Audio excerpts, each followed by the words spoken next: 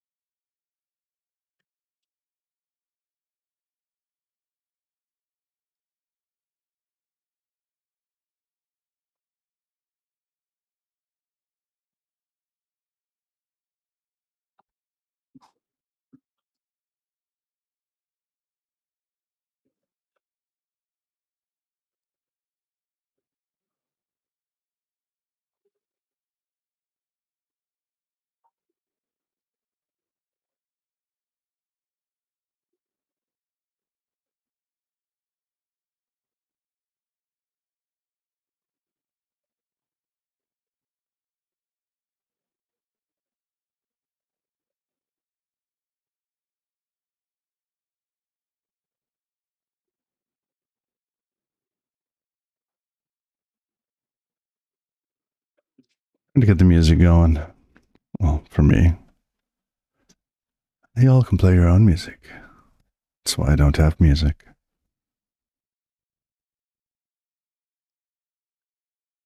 Not everybody likes my taste in music. I don't know why. It's great.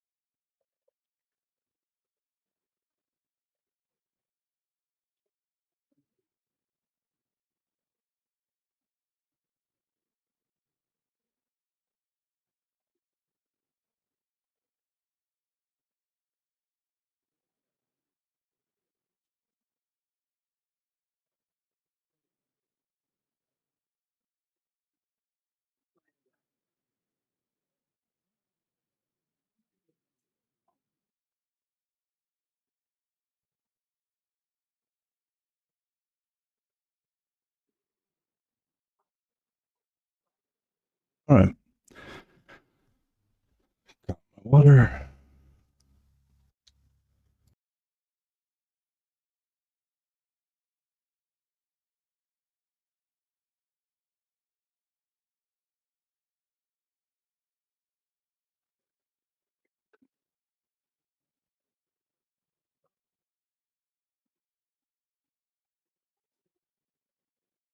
And what we're working on today is just some notes on the TIKV data store, how we're going to be storing data inside of it.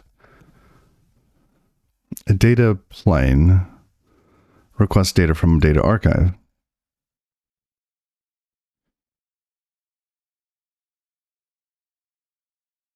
The client is data client. Oh goodness, words. The client referenced here is data plane. The server is data archive. And these notes are basically just summed up from this file, the data archive.proto file. Trying to put this into somewhat natural language. So the client listens for database additions and removals. This is more of a streaming element. It doesn't have anything. I don't think we need to store any info into TIKV for that. The client requests available databases. This sends nothing, gets a list of database names back. Okay. When it starts to download a database, because it does it one after the next, it will send the database name and then get back the checksum for that database and the page size. And two more, it requests all pages, all DB pages for a database. This is saying, let me download the database at this version. Because it is told that it needs something at a specific database checksum. We don't really speak about database versions here other than the checksum being the version. And so the client, it's a nice simple API. We're going to hide some of the complexities on the server side to make the client simple. So we would send the name and the checksum, say, I want this database at this version.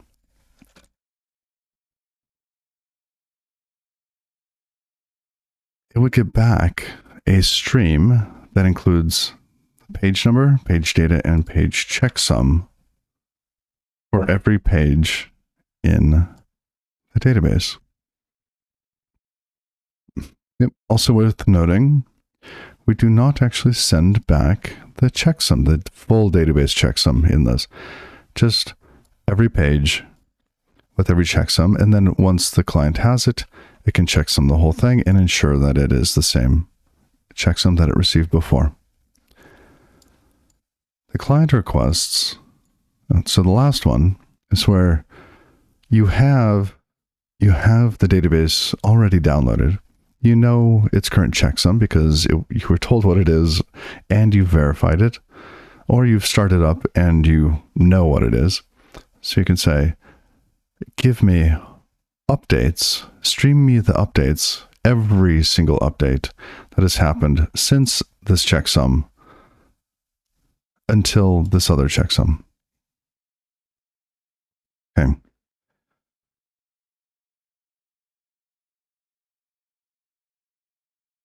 In this case, we would get, it could be the page number 1 over and over and over again, but it's going to be everything, not just one page, not just one page, not just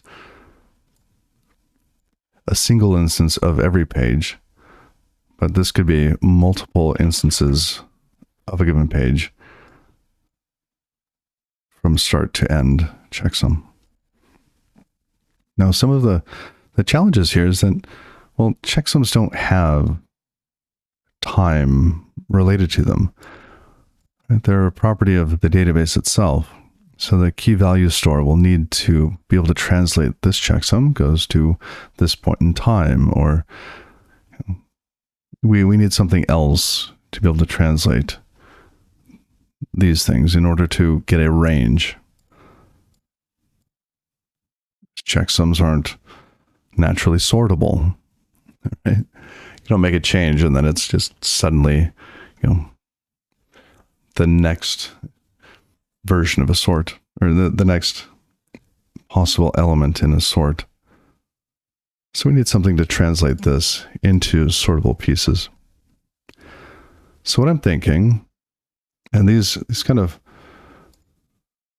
this is how we would store the data, and this is basically those pieces from above and translating it into the pieces stored in the database.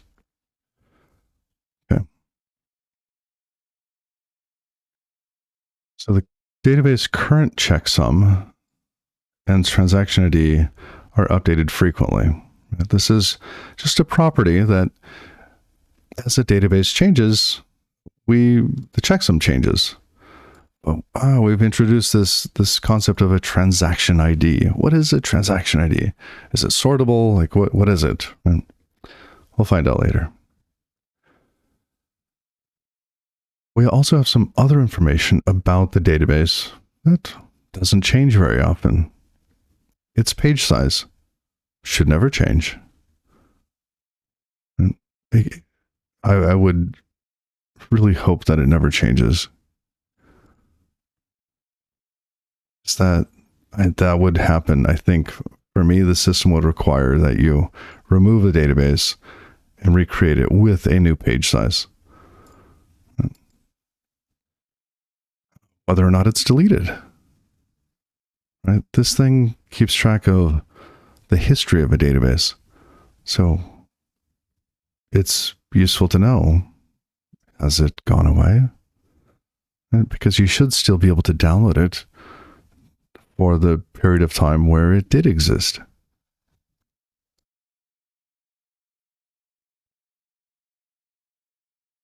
All right. How do we map that DB checksum into a transaction ID?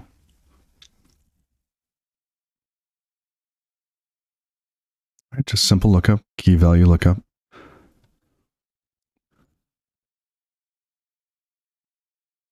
Database pages.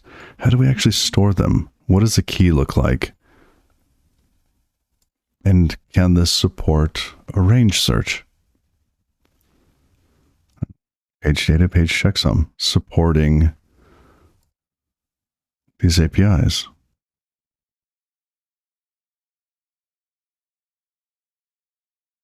It might not actually support this, but maybe it doesn't have to. We'll see.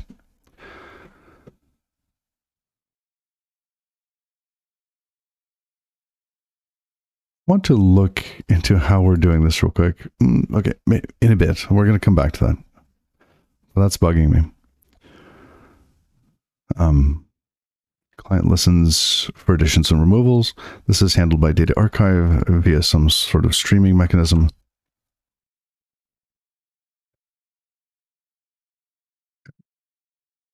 Client requests available databases.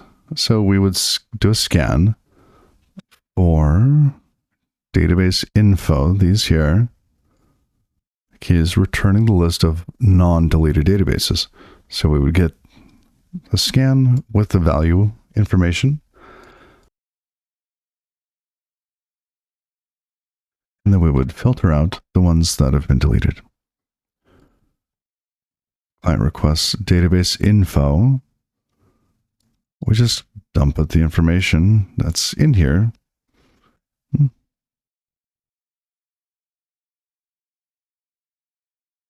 It's like that's not enough though. If we request database info, oh, the name, the checksum, and the page size. So we'd have to get both in order to get the current checksum. Yeah.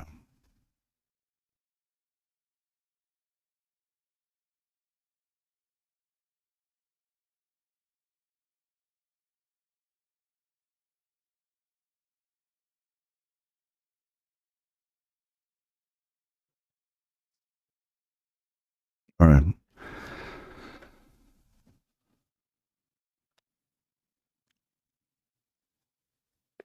So it's actually both.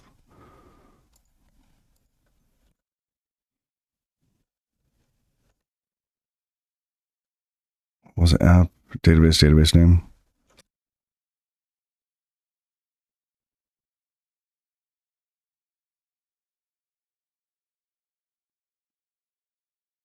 At this point, client requests all DB pages for a database.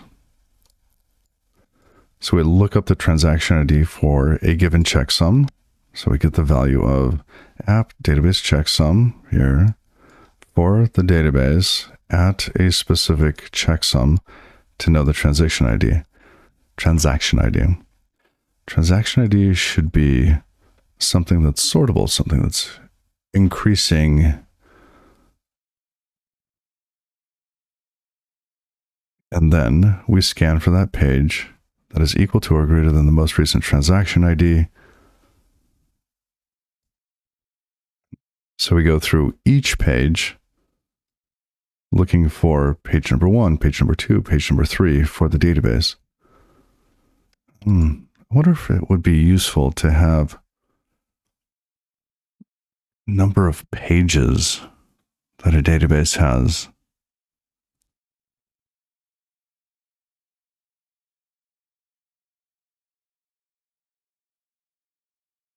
That is stored in page info in page 1. Maybe we always look at page 1 first. Find page 1, get the number of pages described in page 1.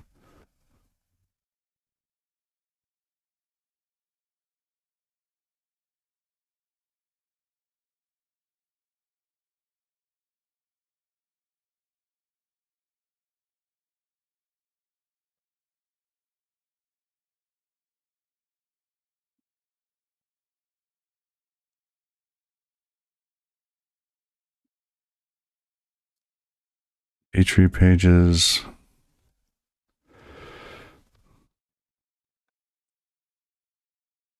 No, okay. My search here is not good. Search for number of pages. Database header format.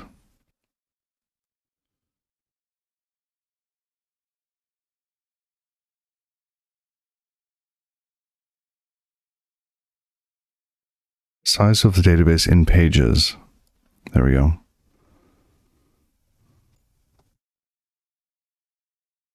So we could always look up the first page, which includes this information. Know how many pages there are. Start downloading.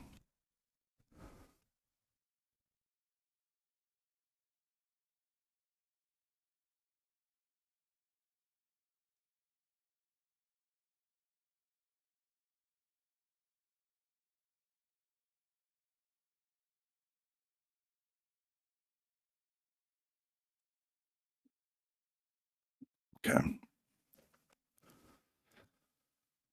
What else? What else do we have? So we are start by getting page 1 as it contains the total number of pages. Great, I like that. The bit that bothers me about this is maybe we should store this separate from the rest of the data. For a very small database, page 1 is going to change all of the time. Is it going to be like a hot page? And then the file change counter. How often does this change? I know this is actually used to invalidate the read cache when multiple programs have the same SQLite database open.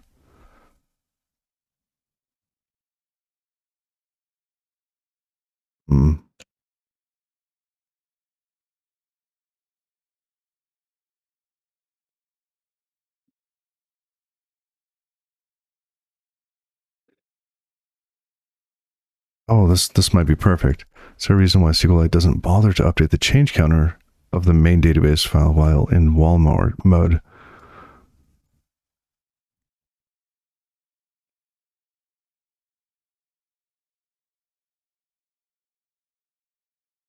Extra CPU cycles, I/O. Yep.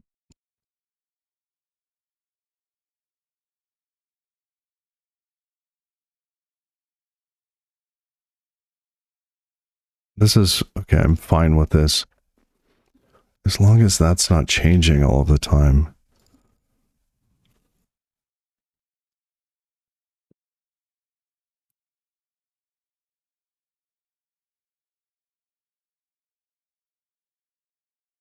I'm happy with that then. We can leave this as part of the page.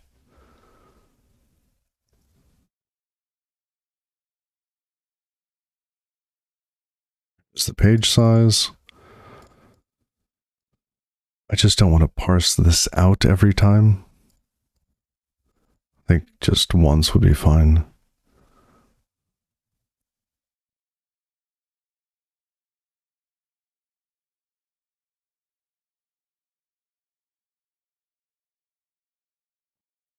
Anything else that might change? I don't think so. Schema cookie, no.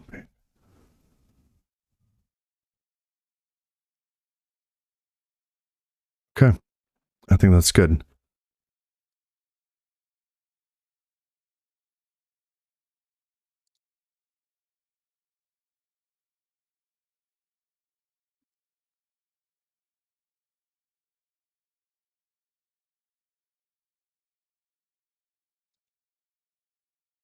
All right.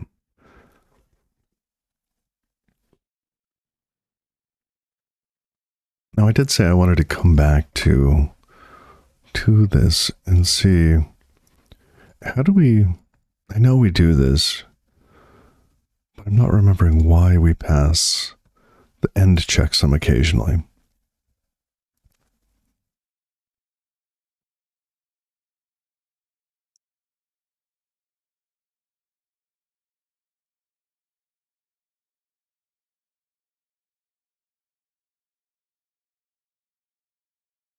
Because if we have number 5, see, we didn't even say number 5 here. 1, 2, 3, 4, 5. What do we do with 5? Client requests stream of database updates given a start and end checksum.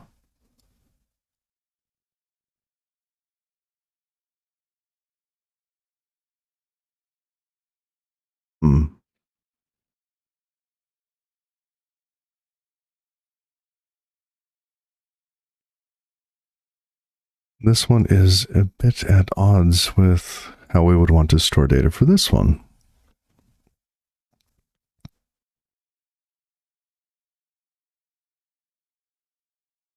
I get this both on screen.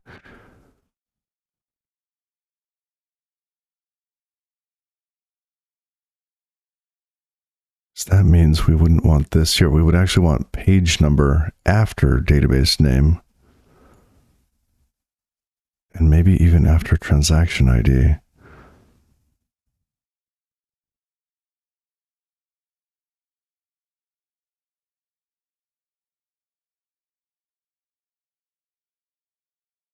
So we might want to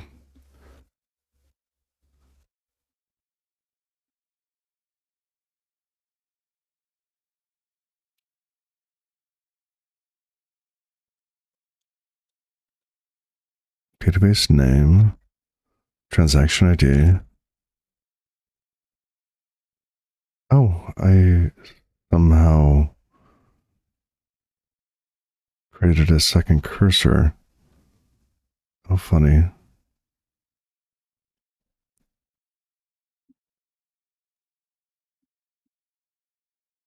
I did not mean to do that.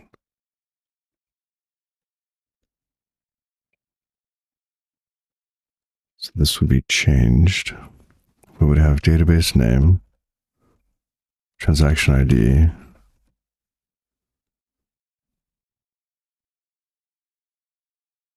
page number,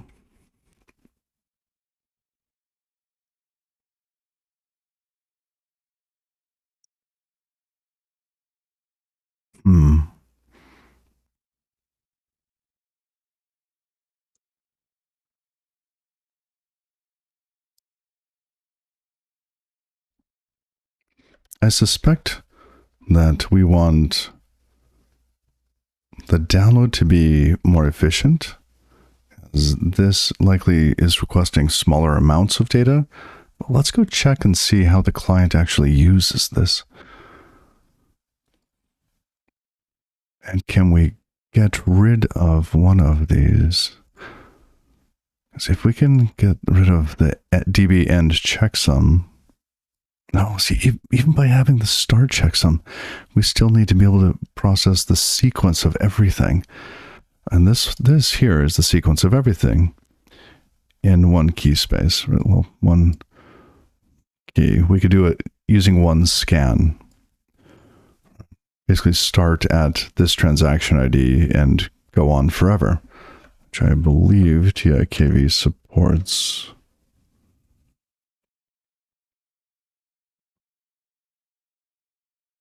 Where's our, here, scan keys.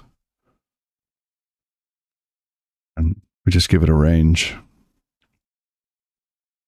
Now, crafting the range is going to be interesting all in itself.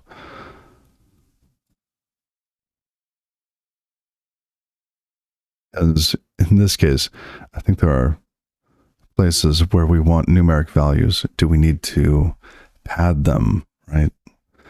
How do we get it to sort correctly? So that'll be interesting to do. The point here is that we can scan for a range, and the range does not have to have an end.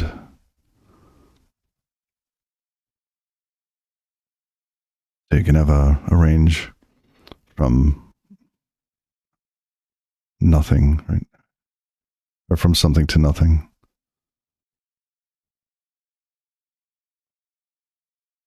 What did it say?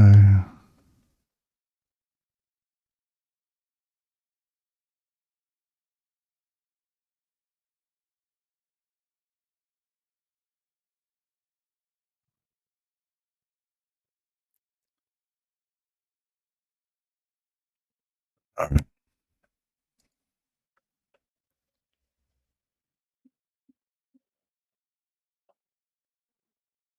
These are an ordered sequence of bytes. This means we can have ranges over those bytes. For example, this byte is before this byte. Okay.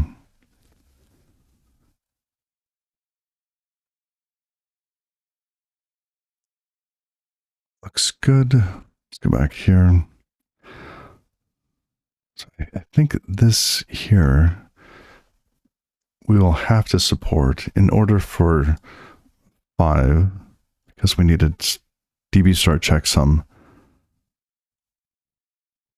Yes, we can't just stream it, especially if it's not in a stream. Maybe it's too old. No, that's fair. Maybe it's not still in memory and you have to download it again. It would really suck for a very large database. Let's say you had, a 50 gigabyte database and you spent some time downloading it and then you said, okay, I've downloaded it. I'll start streaming from the point where I downloaded it from. db start checksum wouldn't be found if we were storing something in memory.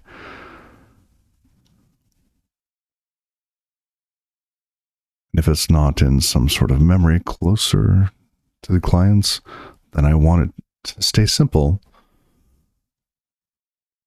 No Kafka, nothing like that. I want it in the database. Okay.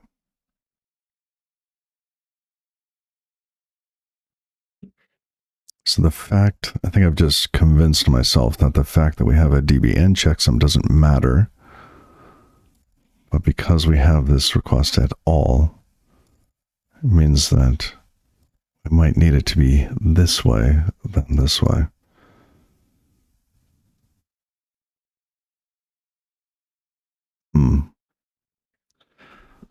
Given that we wouldn't be able to find...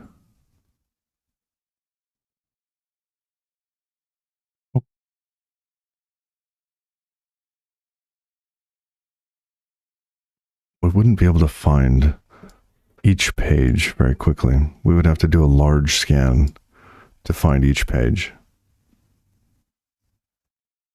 The reason for this, if we bring out our little whiteboard, let's go up here.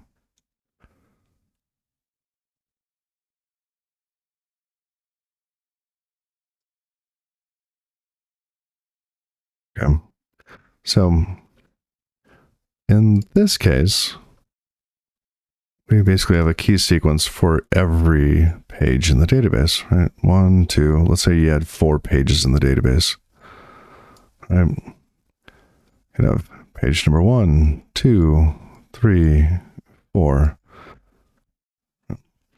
And you could say, I want the latest pages since version 10, right? And maybe there are many different updates, and they're not all sequential, right? Because this might be version 1, this is 2, this is 3, then we have a 4, 5, 6, right? 7, 8, and then the database gets bigger, 9, 10, 11, right? Just making stuff up here. Right. Then you say, give me everything, all the pages at version 11. Right. So then you have to look at each one of these and saying, okay, we want for page 1, that's going to be 10. Okay, 12. Or page 2, it's going to be, page 11 or version 11. And here, oh, we can not this one. We don't want 12. We want 8 and then 9. In order to assemble the database at, this transaction ID, which matches a checksum.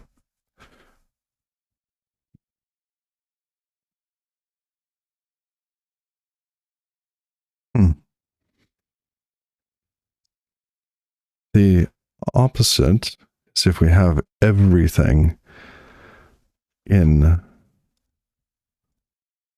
much larger key space. This would be all pages combined in one. So like all of the pages. Let's see if we can do a little infinity symbol. This is all the pages. Then we need to, let's move that up a little. If we were to try to draw the same thing,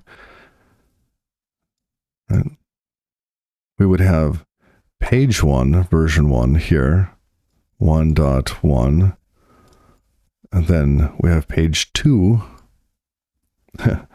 dot 2, and 3.3, okay. Now, where does 4 go? It's 1.4, right? So we have these things, and basically it wouldn't be sorted based on the page number. It'd be sorted based on the version, which is the second item in this.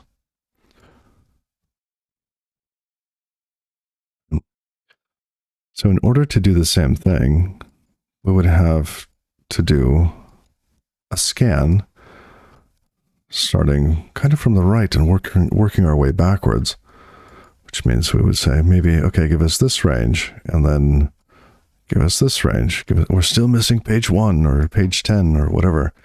Keep chunking back until we find all of the pages, and then we send them all. Not horrible, but it could take a while. So we could build an index, and our index would essentially map from one value to the other. So we could still have something like this, but it would simply point to the value stored elsewhere.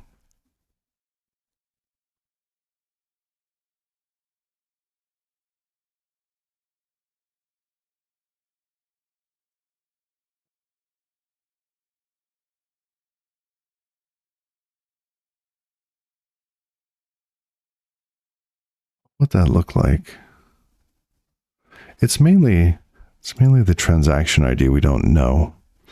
So if we're trying to find the latest version, or basically a specific version of a page number, as we were explaining up above, as we try to find that, having that sort of quicker lookup, smaller scans for each page.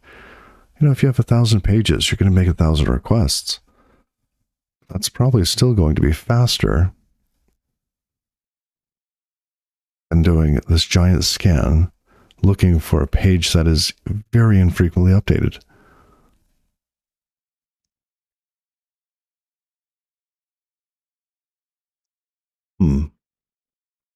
Okay. I like having that sort of pointer to the other one. An index.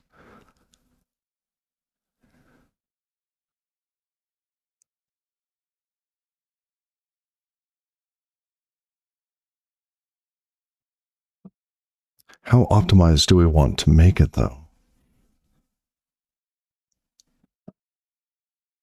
This is kind of a balance between space, time.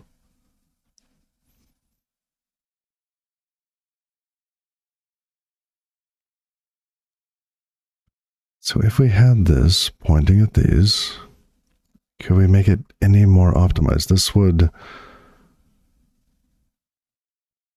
simply have this other name in it. But that's kind of silly. Because just by having the name, you know the other one. It's this piece at the end that you're looking for. It's that you're searching for. Because you don't know what the transaction ID is. The value could basically be nothing.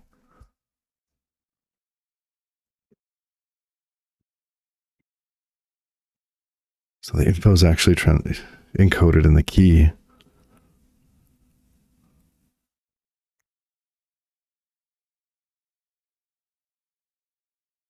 Hmm.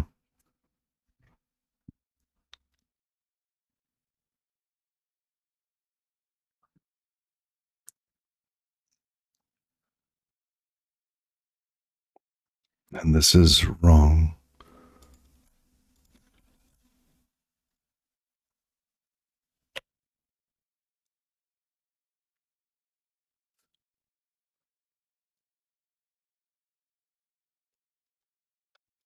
Yeah, we want the database name in there earlier.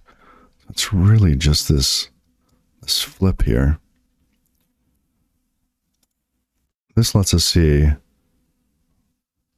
all of the changes that have happened in order. This lets us find the transaction ID for a given page more quickly.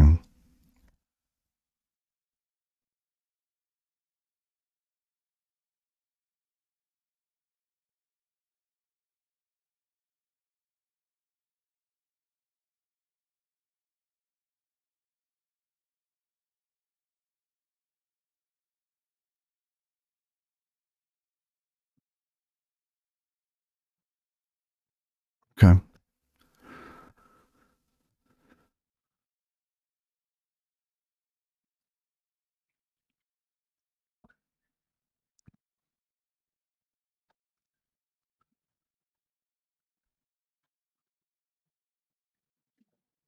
So for number 5, let's make sure this works for number 4. For client requests all DB pages for a database. Okay. Look up the transaction ID for the checksum. Okay. Scan for the page that is equal to or is the most recent transaction ID from the version. Start by getting page 1 as it contains the total number of pages. Great. Scan for blah, and this is incorrect. Basically where ID is less than or equal to transaction ID.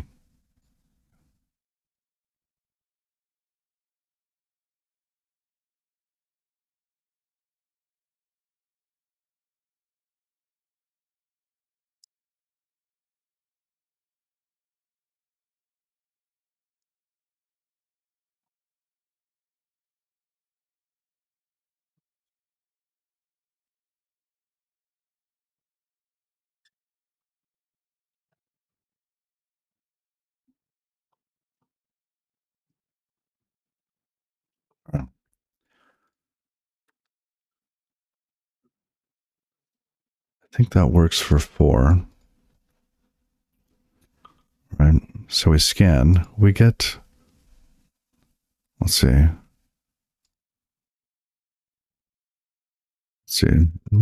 Or the transaction ID for the page.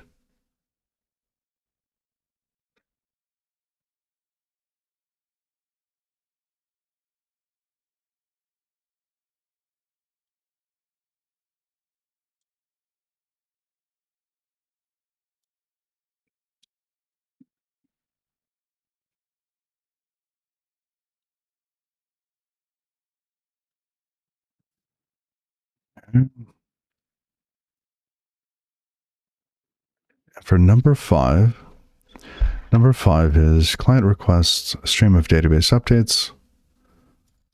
So this is very similar.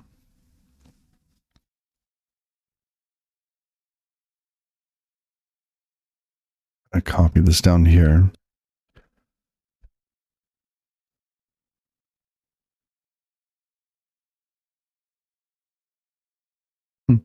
Thank you, Copilot. Look up the transaction ID for the database checksum. Yes, get the value of blah. App database checksum. Is this correct? Database name, database checksum. Great. So we get the value of that, and then we do a scan.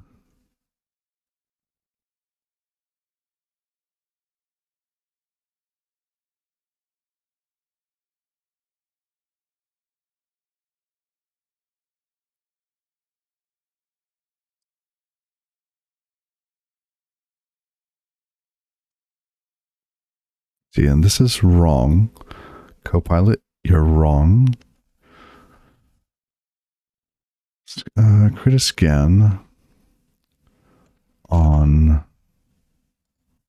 here.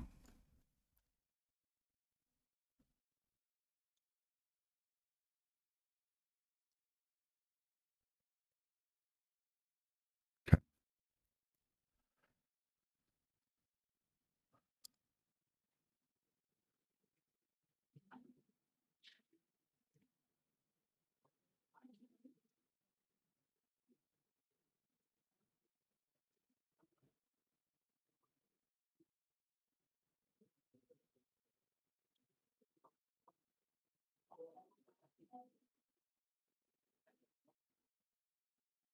Sec, got a text. Dun, dun,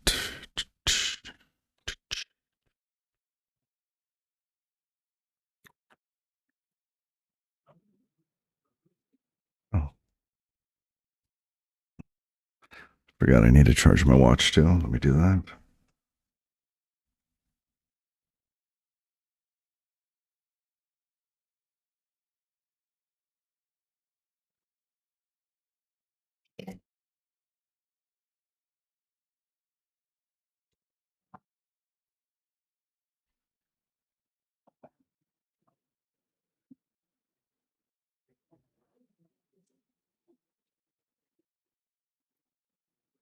Almost there.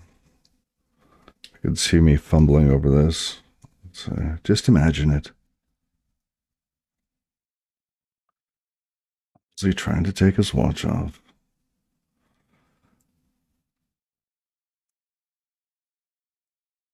Okay. There we go. Beautiful. Ooh, down to 4%. Okay.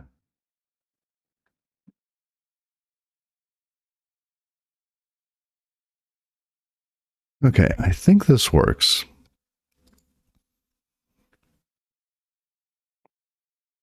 And we should be able to use basically a single put when we are creating the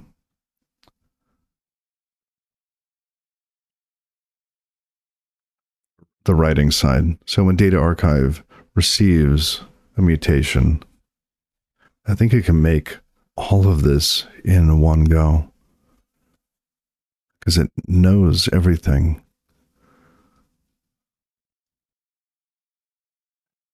It'll basically increment a transaction ID. It knows the page, knows what database name is. So in one command using batch put,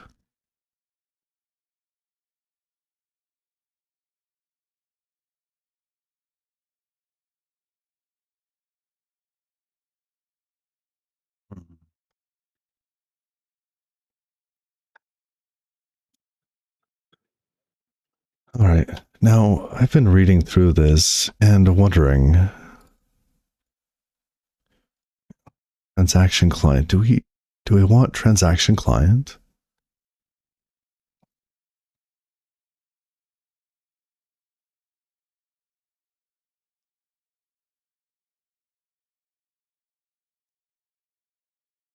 Client provides some further functionality. Snapshot.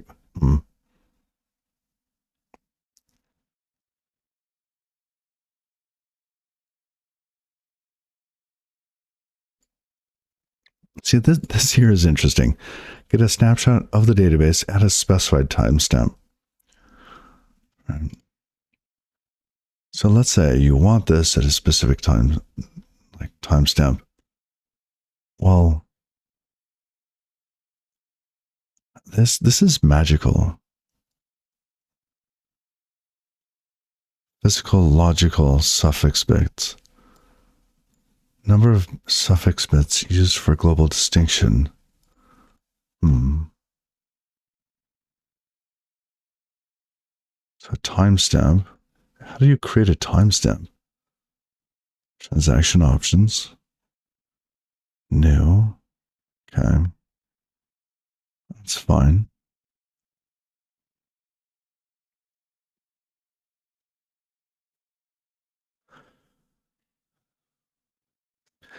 And this here is what is very tempting, because TIKV supports MVCC. What is this? Multi-version something control. Multi-version. Okay, I'm blanking on what the third letter means. Anybody?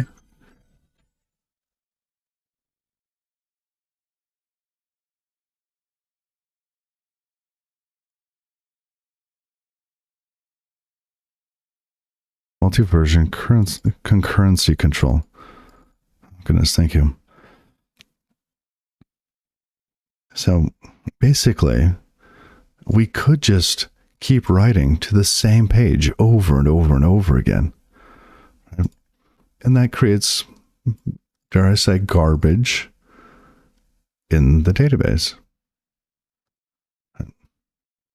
And with a snapshot, you could go back to a specific point in time, which would be amazing. But how do you get it like very, very accurate? I don't know about that. Like, how close can you get to a timestamp? Not sure. So basically, we would have to know, we'd have to be able to map a commit timestamp to a database version.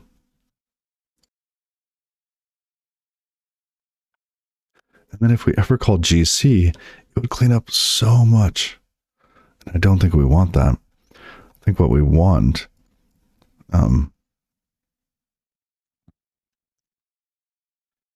we want to be able to delete later by doing a scan.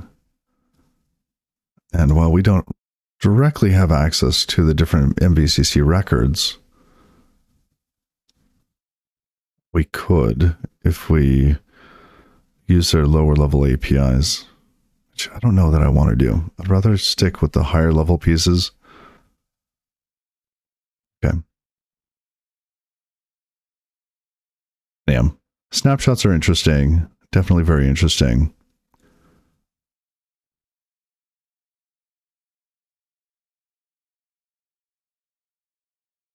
Here we have a transaction client. We create a new one. Say, oh, we want optimistic. And we begin a transaction. A transaction, we can do a batch mutate in which we create a bunch of changes. Actually, these wouldn't be mutations so much as inserts. So we would create a bunch of inserts with a commit. And this would be our normal flow. The nice thing about this is if anyone fails, it's not at a bad state.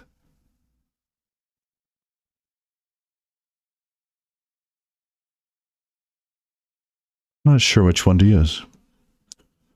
So we could handle the failures with a raw client. So if this ever fails, try again. Right? Handle the error.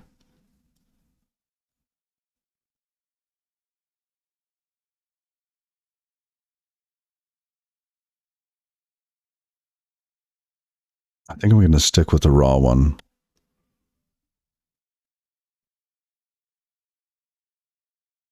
I wish they had a little bit more information, because this is mainly going to be just an archive, just a running log of all the database changes that happen to all of the SQLite databases in the system.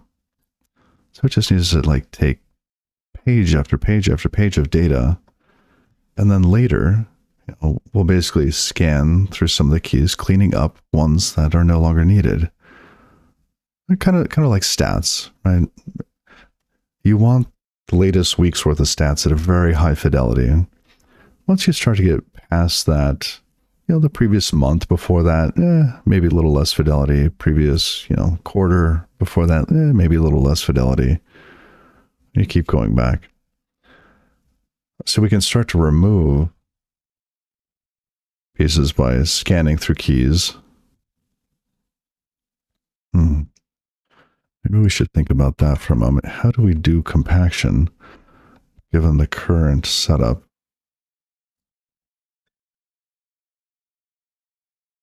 Let's put this up here so we can keep it all on the screen.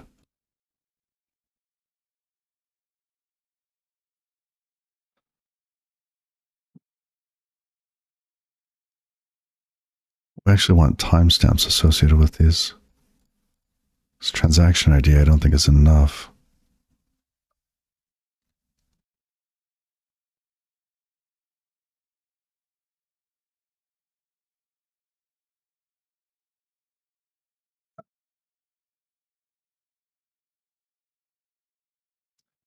Yeah, because we would likely want to remove pages, or remove, versions of pages, transactions based on time.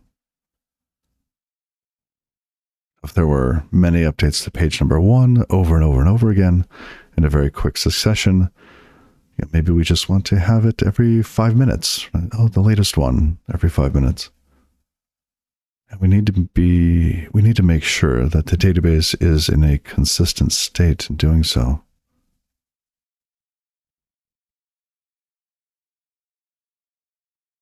That's more challenging, quite frankly.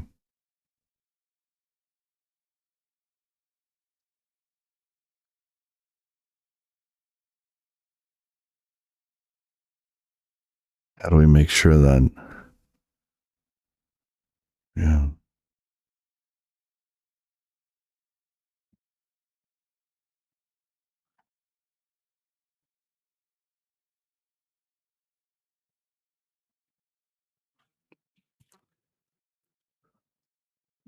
we need something time related.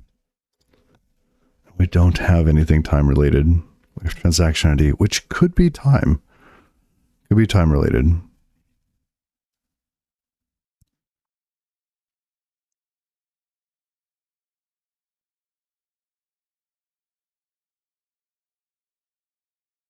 What if that was like kind of more or less a fine-grained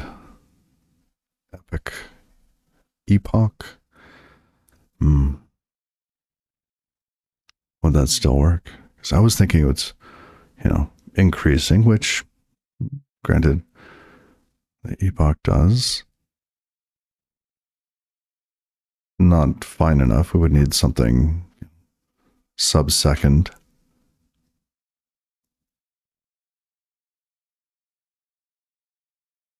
We could take care of that.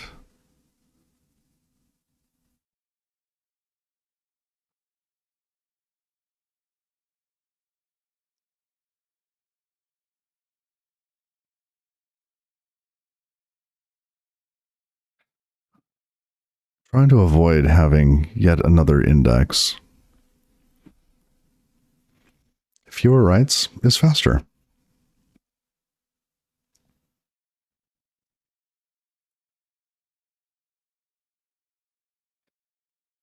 And this is partly, almost exactly, some of the challenges in setting up like a DynamoDB, right, or Cassandra. Right? You need to know how you're going to answer the questions that you will have when setting up your table designs. You'll need your primary index, secondaries. And if you don't get that right, it's many more lookups. So it's or impossible without scanning the whole key space.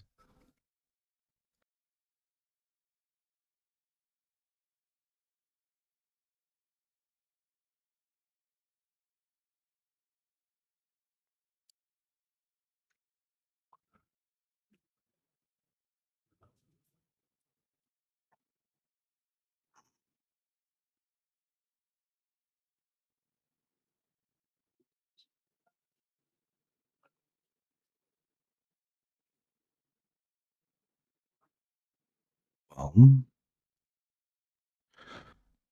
let's answer the question. What is transaction ID?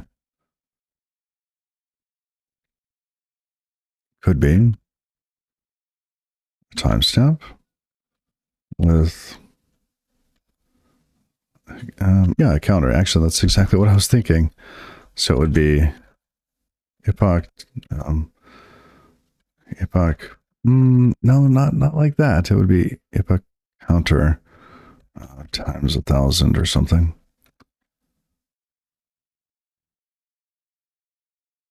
Yeah. Some very large number. Basically, this will be some padded sequence of bytes. And then we would need some sort of range where we think that a given database wouldn't have more updates than that in a given second.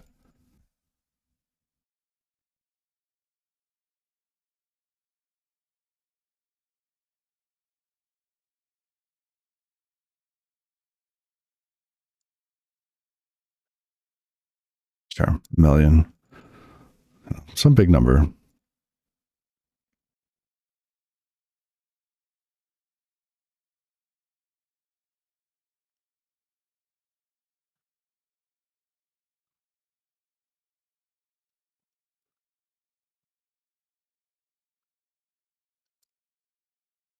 Or just make that like a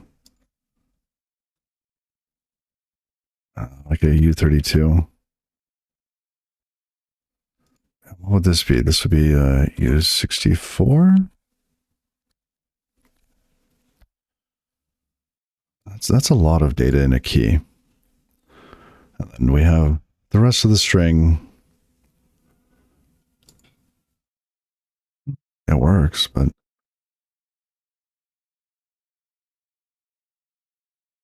it's not too bad. What is that? 12 bytes of data? It's not so bad. It's just a lot of bits. You know, you see these numbers and you're like, oh, that's so much. It's like, no, that's not much. That's less than this.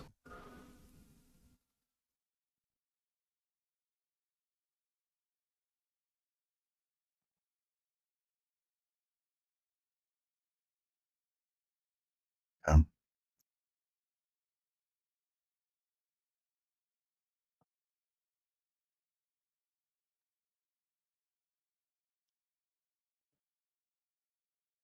I kind of like this. I doubt somebody's going to make 4 billion updates to a given page in a second.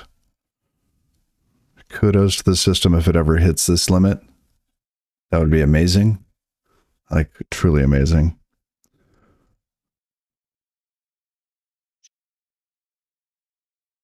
At that point, maybe we start deduping as they come in.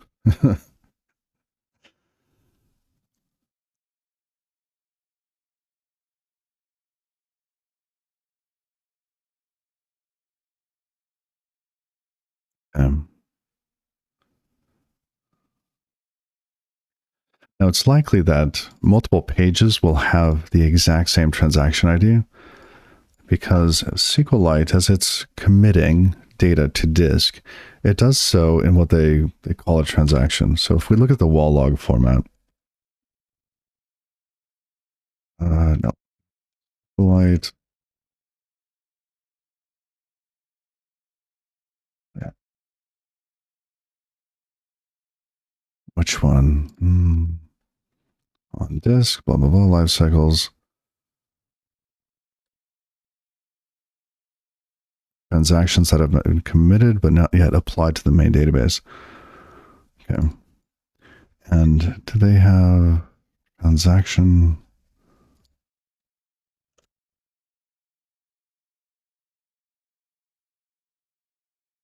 So this has unsigned integer counter incremented with each transaction. That's interesting in itself. Maybe we could use that. Ooh.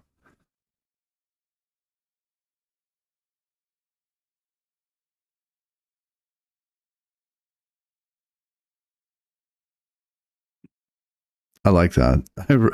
That is attractive.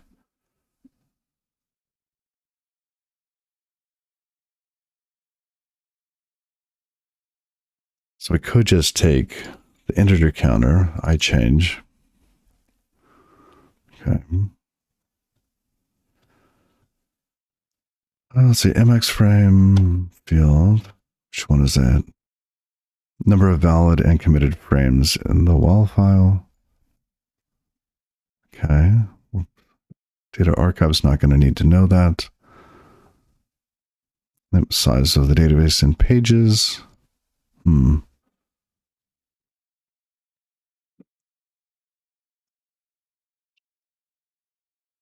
Checksum of the last frame. Great. We're actually doing our entire own checksumming. Okay. Not within the transaction. That's the locking bits. Yep. Don't care about locking at the moment. That's in the VFS. We'll need to care about locking.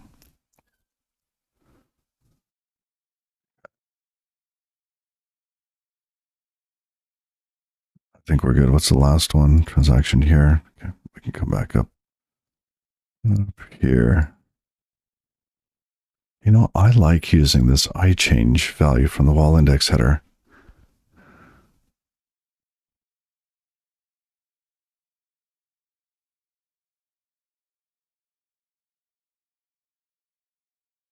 The salt information is really what helps you identify where this information is coming from. Hey, what's your building? Would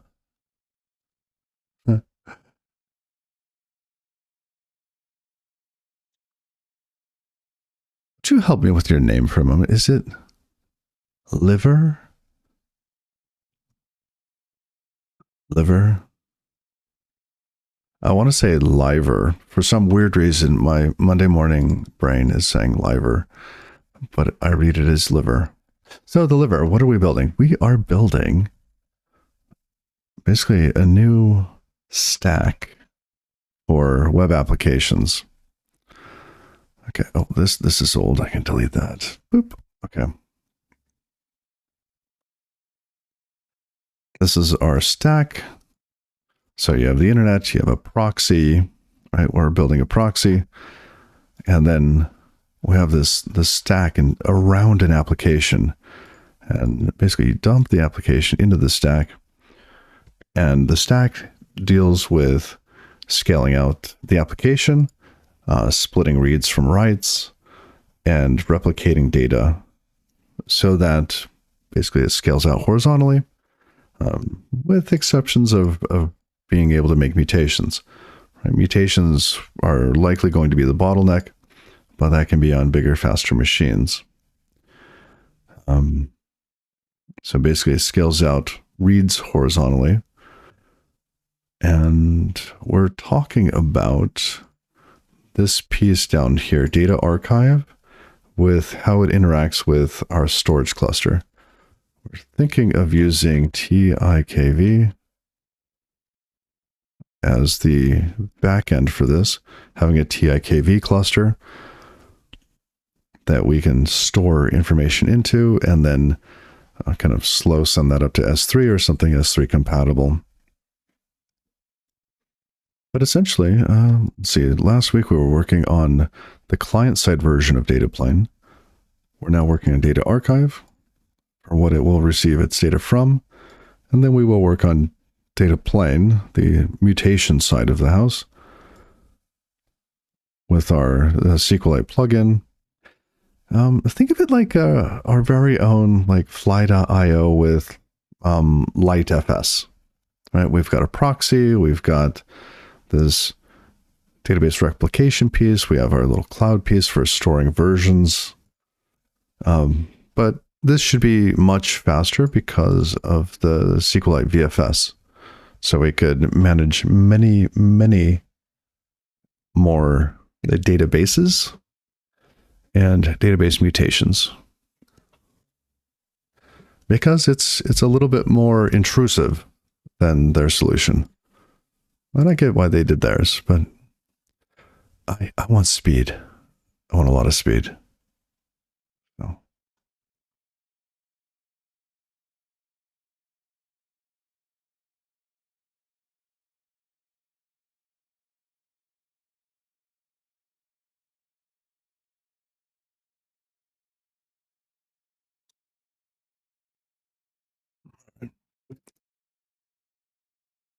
So does that answer your question? Do you have any more questions on that?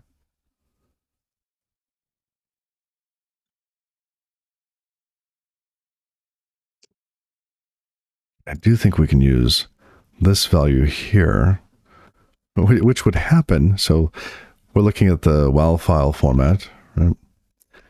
That would be happening here. The app would make a change to the database. That would create a mutation, which our VFS would see as it's passing through to the default VFS of the system. We would notify data plane of this change, basically send the data in memory to data plane, which would send it to data archive as it's hitting the database. So you basically fork the data path here. So data archive would receive this page, inspect it, say, yes, we will write you to disk, and we will use this iChange value in the transaction header.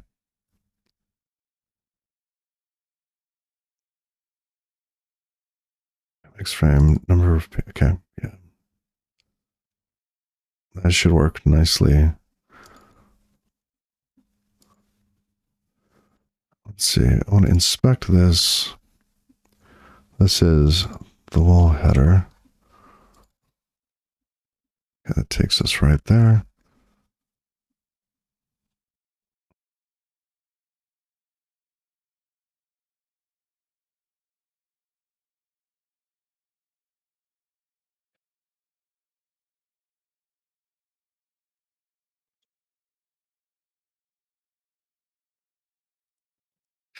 Now, if we use that, okay, let's just have some fun for a minute.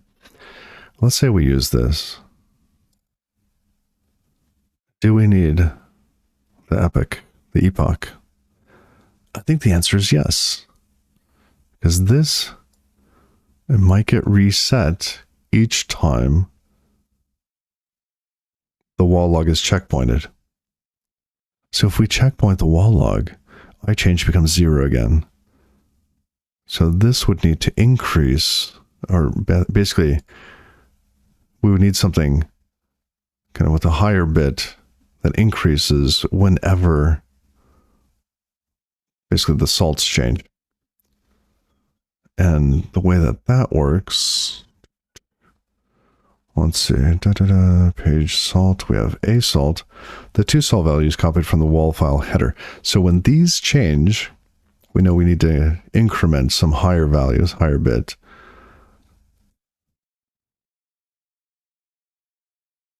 And then this could be the lower end of it. Let's see.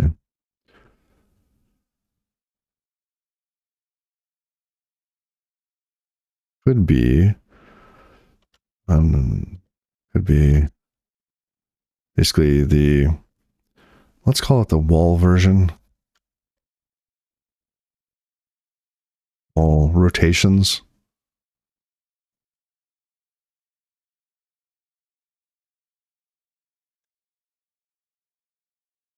Times, I don't know, some very large value.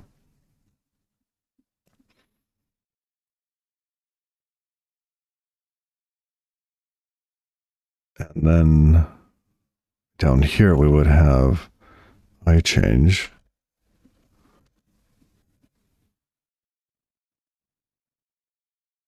No, that's not right, Copilot.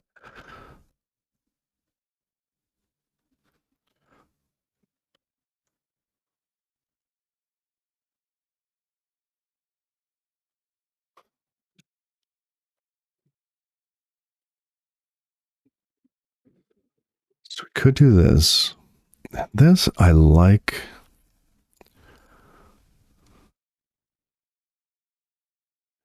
It does.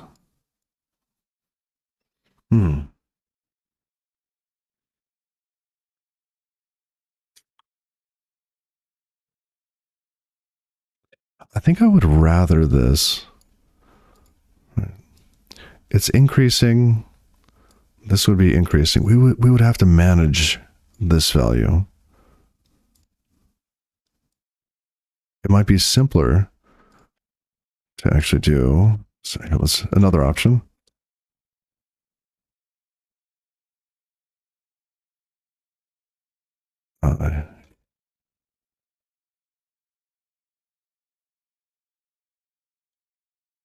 Something like that.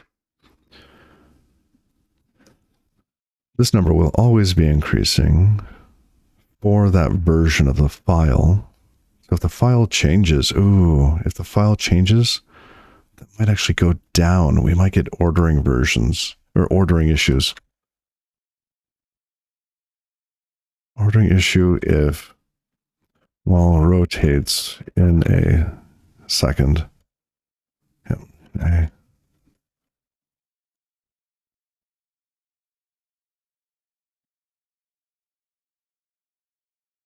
Okay, so this is a no.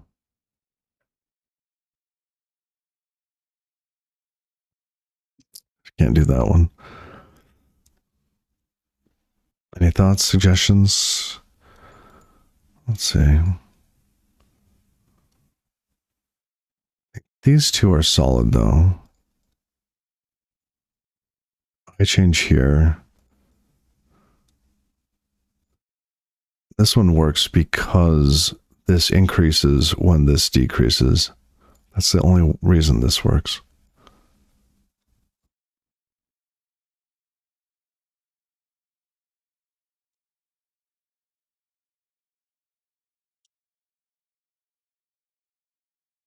Okay.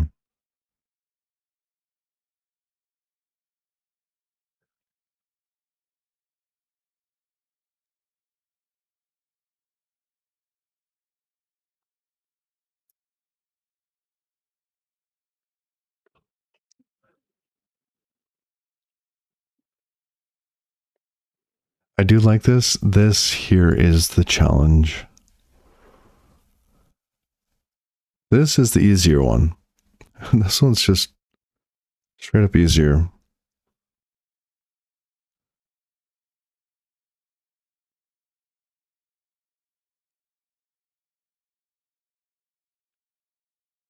This one we might need some lookup to know for a given salt what the rotation number is. And then basically if we can't find the next one, we increment.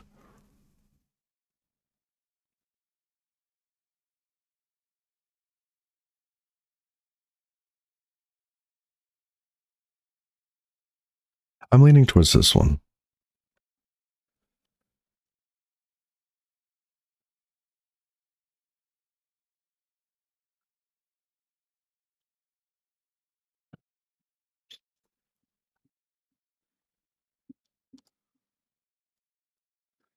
Would we have any issues if we were uploading the database directly to Data Archive? Maybe. We wouldn't have a wall log, so we would have to just create one. Well, not a wall log, but a value for the rotations.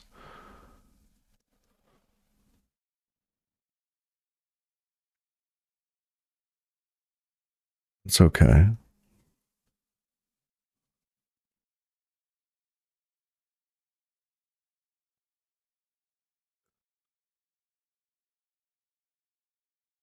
Oh, but it doesn't let us search by time, which is what this would do. And we need to be able to search by time later. If somebody wants to get a version of the database at a specific point in time, we want this value. If we want to be able to compact based on time, we want this value. Oh man. Okay. So are we stuck with this? I like iChange so much better. Could this be the counter? Let's make a combined version. Perhaps epoch U64 with this bit here.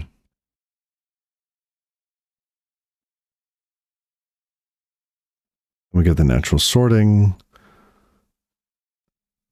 This feels like too much effort.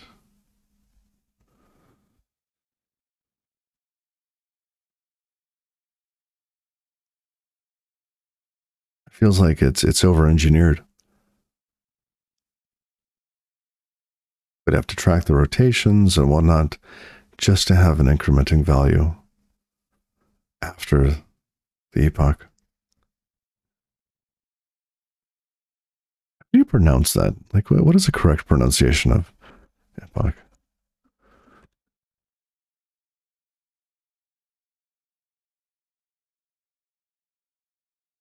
Both. Okay.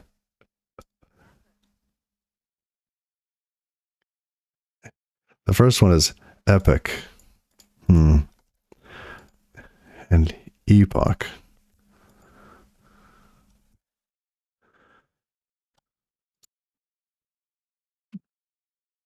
All right. Thank you to the Heritage Dictionary for teaching me something today. Both are correct. If there's anything you take away from the stream today, it's that, there's a lot of planning and going into some database designs, and that it's epoch or epic.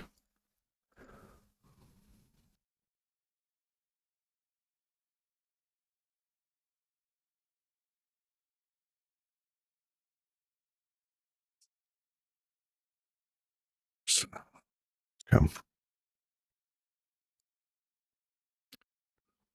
U64, yes, okay.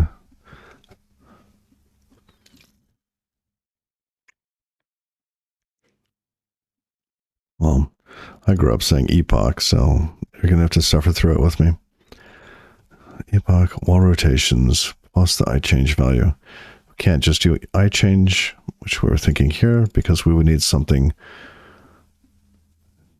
to basically disambiguate when it rolls over.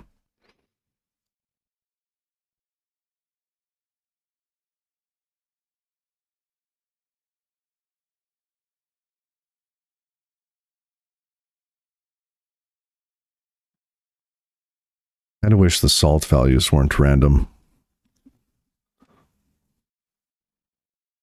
Oh, but does it matter?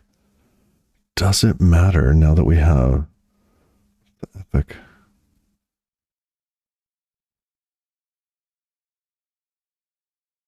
It does, because if the wall log rotates in a second, which of course it will, it always rotates within a second. It never on a second boundary. Go figure.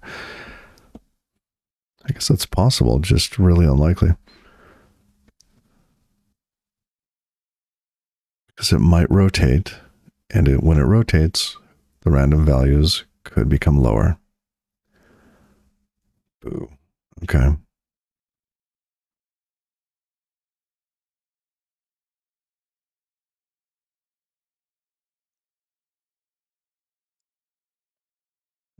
So let's look at I-change. Anything else about I-change? Onsite integer counter incremented with each transaction.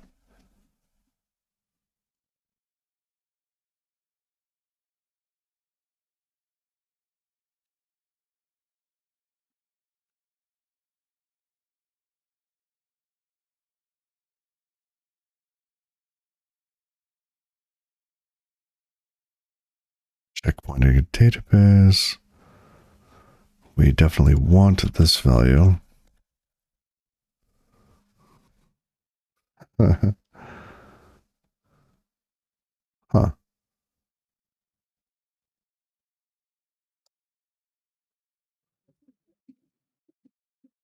Yeah. Okay, that's just the regular docs.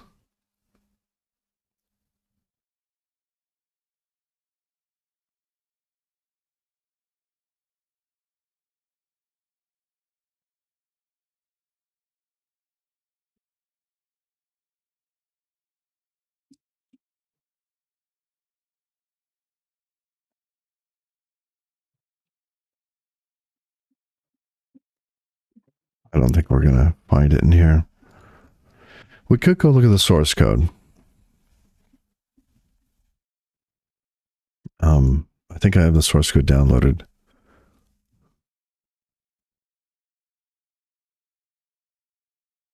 So we want iChange and see when it's getting set to 0.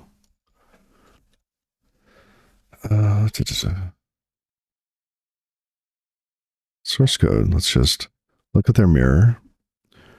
Let's find iChange.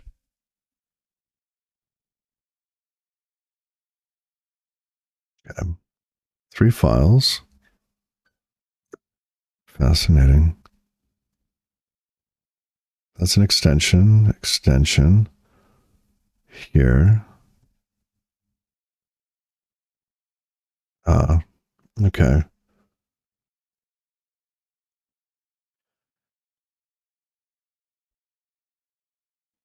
I love their code.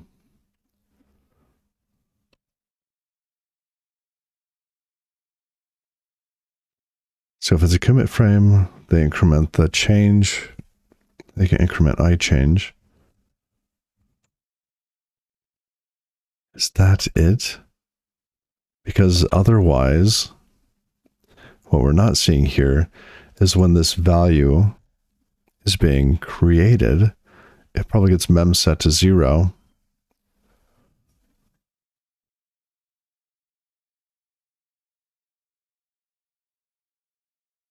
Man, this is a long function. WP setup information needed.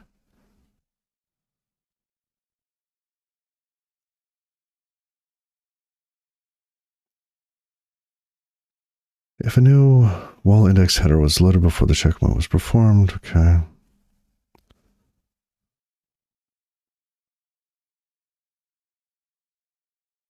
No. Oops, I skipped one. What's getting set? This is for a frame, call it wall frame. I think we're okay there. No, no. Maybe.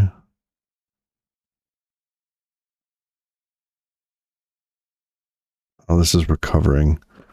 Yeah, so when it's starting up.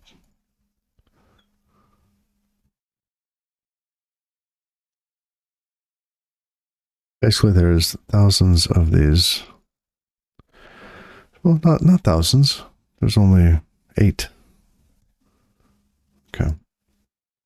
But I believe when it starts up, when they create a new wall file,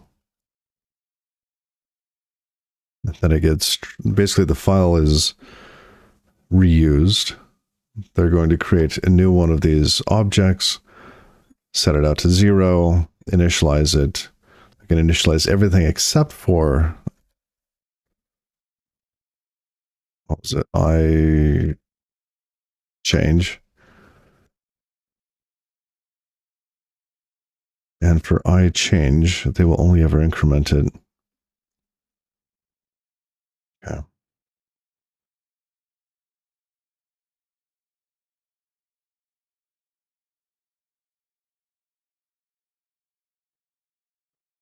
What is ntruncate? Is that in here? I don't see it. Unused space.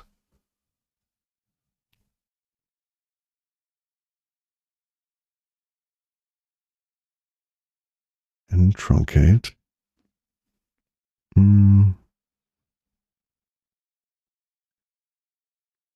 See, line 200. Okay. Is that this one? Regardless, okay. So, yeah, iChange is not preserved after the wall file's been, the wall log has been applied to the database. So it gets reset.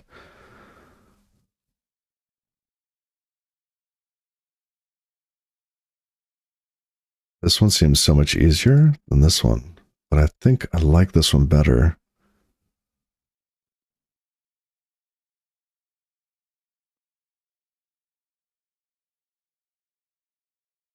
When we're uploading a database, we can just fake this information. Just come up with it randomly.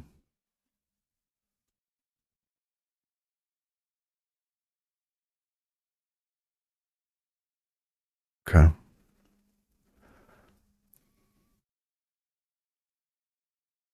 Essentially, we could put when we're uploading something, we can put the epoch in the past, just barely. So then any changes would always happen in the future and happen due to a wall log. We can guarantee that it would be in a separate second. Okay. Well, I like this one. How would we do the wall rotations? We would do the wall rotations looking at the salts that are coming in. If the salts change, then we know that the wall log is rotated. And if the wall log rotates, how do we store that? We need some storage for this.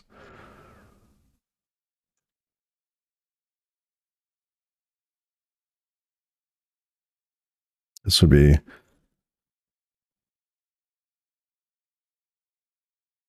wall rotation counter, something.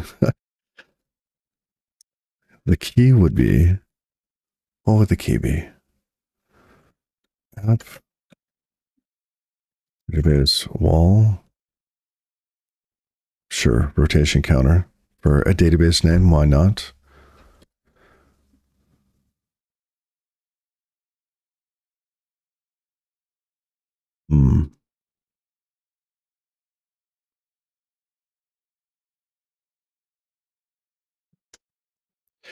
The value, this is one that we're going to want probably to do a compare and swap, and it would be the previous value and then the new, and which would get replaced with the new value, which is salt 1 and salt 2, I believe.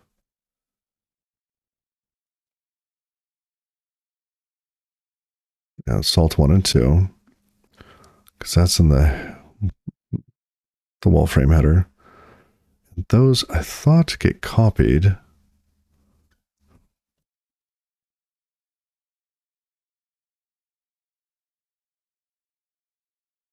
into the wall frame. Page number. Okay, so we would see these change because we're going to get wall frame headers. Okay.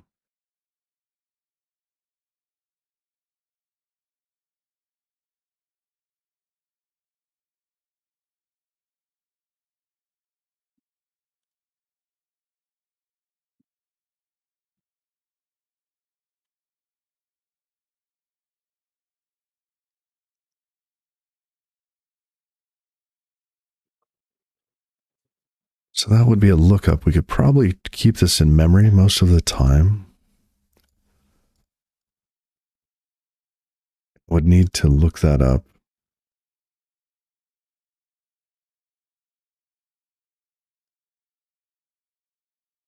Hey, Winsbrain, how you doing? What app am I typing into? Is that cursor? This is called Zed, Z-E-D. Oh, I see. It doesn't have any information about itself up there. Yep, this is called Zed.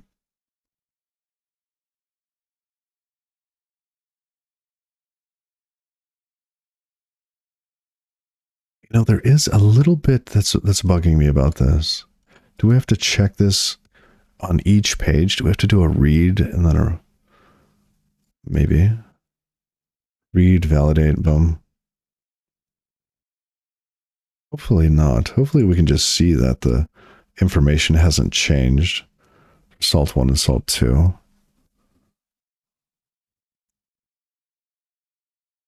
A random number for each checkpoint. Checkpointing is when the data from the wall log is committed to the database. Oh, wait. A random integer incremented with each checkpoint. Salt 1 is an incrementing value. Oh. Maybe soon. So yeah, let's see. Wayne's Brain. You say, cool. I've not tried one single AI powered editor yet. Maybe soon. You know, I'm using this editor because it supports Vim mode, and I wanted to try something that had basically AI capabilities that basically just got out of my way. I want NeoVim, I want Helix, but they don't have great support for, let's say, Copilot or Olama, right? Which here, let's see, restart to update. I also have Olama running, which I don't think I've ever really shown off here on stream, but it's in there somewhere.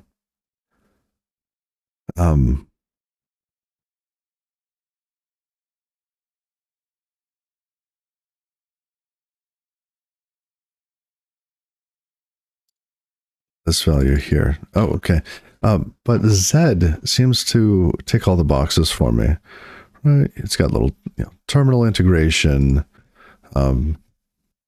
supports Rust well. I get these little gutters for Git diffs.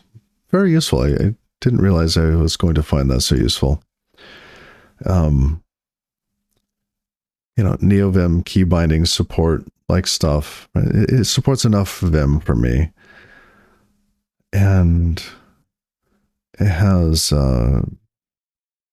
Rust Analyzer support, which I use quite a bit. You can turn on hints on and off. But yeah, it's just a text editor. It's fast. It's clean. I think it's, I don't know if you guys remember the Atom editor. I think it's made by the same people that basically built that out. So it's quick. And mainly, it just gets out of my way and I can code, which I like.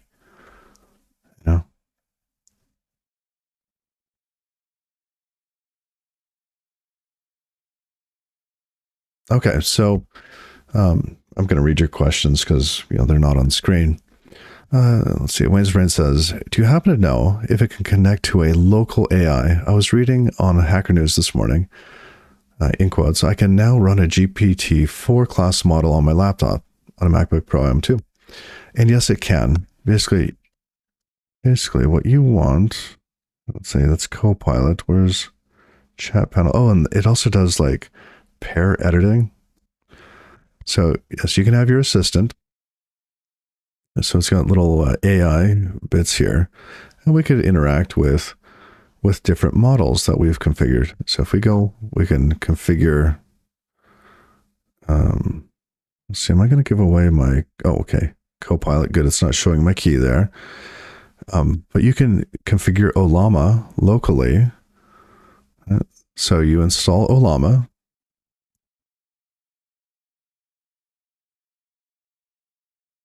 .com. I should have just typed .com. And you can use it to download models and whatnot. Do you happen to have a link to that Hacker News link? Oh, what is it? It's news.ycombinator.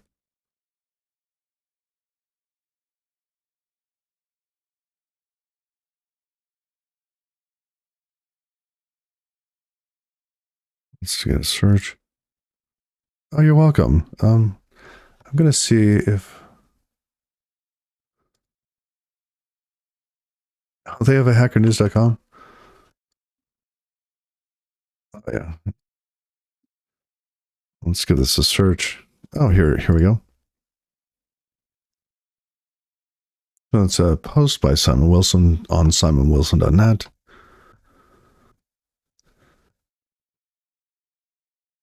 Always RAM.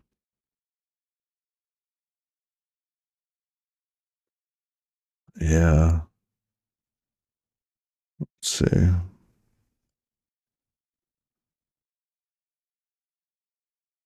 See, I've got 64 megs of RAM on this M1 that I'm using. Oh, that's number 4 there. Cool.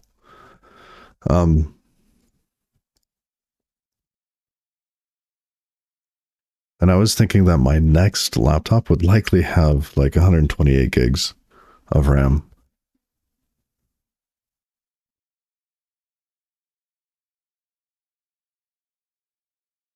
Yeah, I suspect that having enough memory, like there's likely going to be some sort of expansion and contraction where the models and the model formats and whatnot will need enough RAM, right? Until, who knows, maybe they'll come out with like specialized RAM that fits models in certain ways and whatnot. Don't know, don't care. I'm a user, right? Um,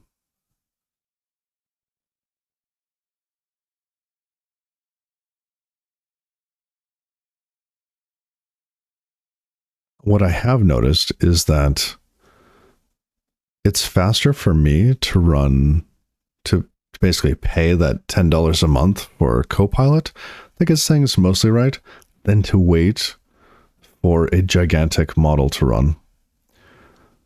Ooh.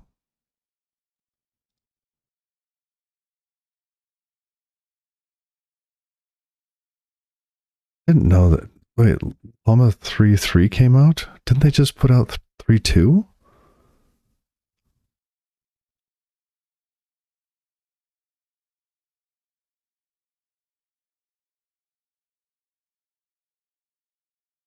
Yeah, I absolutely like it when I'm offline and I need something, but I find that it's slow. Even on my, I don't know, this is like an M1 Max. Let's see, what is this? Yeah, Apple M1 Max with 64 gigs of RAM, and it's still slow for running models. Hey, 715209, how are you?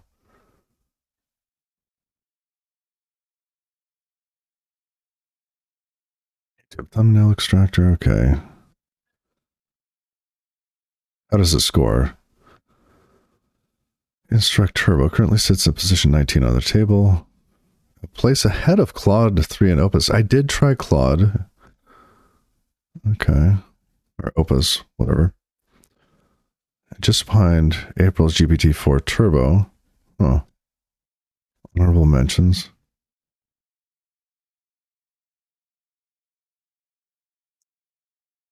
Oh, I'm glad you're doing well, 715209.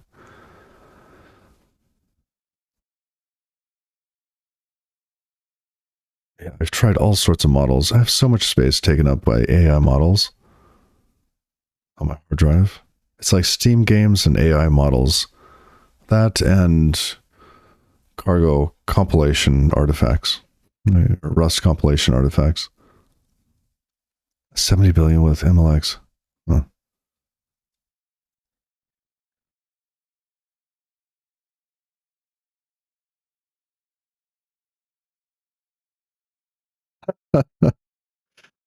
Honestly, I've seen worse. Yeah. Okay.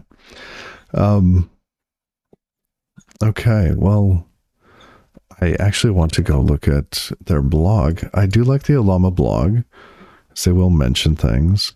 3.2 Vision, small and multifunction, multi-model. The 3.2 model, I did like.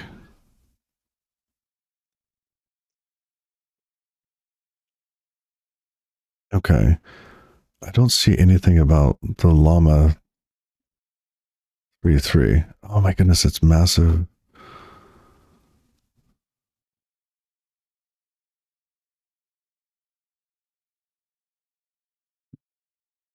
You want to upgrade from an M1 Air to an M4 Pro Max? I was pricing those out, and the build I want is like $5,000. And it's like, wow, it's gonna have to last me a while, you know.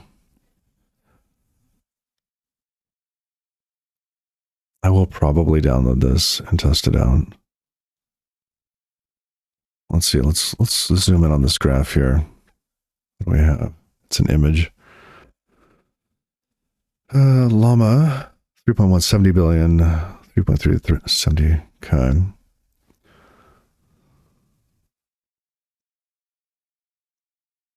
$54. Yep. Okay. Just getting a PC. Yeah.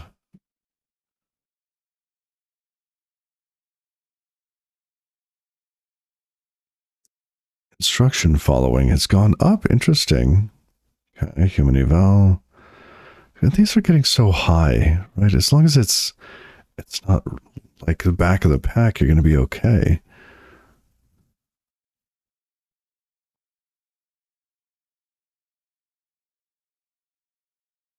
Reasoning. I don't know that. I don't think that models reason. I think they just regurgitate memorized pieces. They've witnessed this reasoning before and just can regurgitate it.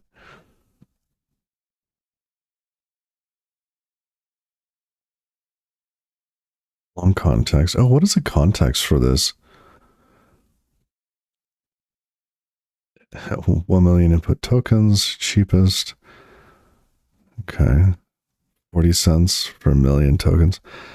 One of the things I would love to do with this, if I ever had, quote unquote, free time, would be to use these things to run a D&D campaign. I think that would be so much fun. Internet Archive, archive.org. What were those old magazines called that had all these cool D&D D&D bits?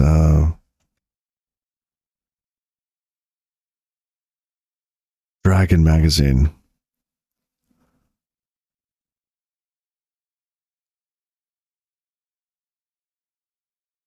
I just load all this, train, some more information here. Maybe it's already in there, right?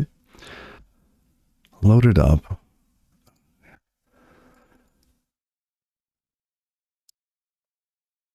Wins brains, let's see. Say, I guess pattern matching of what to regurgitate is a form of reasoning. True. How much of that do we do? Right? Exactly. You do it yourself. I do it myself as well. 2 plus 2 is 5. That's right. For very large values of 4. Or 2? I don't know. What is that joke? It's 2 plus 2 equals 5 for very large values of 2. I think that's what it is. All right. But what I'm thinking is that, for the whole D&D thing, I would love to have like a MUD where your input is a model, right? You're using, Ollama, Copilot, whatever, don't care. Some model that is the interface. You presented the information about the room, whatnot, the user's skills and all that. And this is someplace where if it hallucinates, who cares? It's fun, right? You just have to get it to, be able to signal to the application that's running it, if you want health to change, if it needs a dice roll, things like that. So, but yeah, I want basically a MUD to just basically, be build out a world using, some model. What are the exits to this room? The neighboring rooms are this. The building is this large. Just give it the information that is known, and then you parse out the information and build out your world. It'd be fun, but lots of time and whatnot. Oh, close the wrong one. Okay, I'll probably be coming back to this Llama 3.3. I think I have too many models. See if we go back here. Let's close this. What's that list? What do I have? Yeah. What is that? 100 gigs of storage dedicated to testing these things out. And as you can tell, I hardly use them. The one that I tend to use a little bit more than the others is Copilot, just because it auto-completes.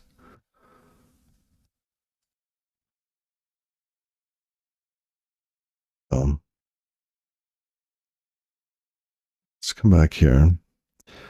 Okay, now going back 10 minutes here, 15 minutes, I don't know. It's a long kind of aside, which was fun. Going back, what? Now that we know that Salt1 is an incrementing value, we can come back to just using the salt plus I counter. Would be salt 1, I counter. We don't even need salt 2, but we could put it there for completeness.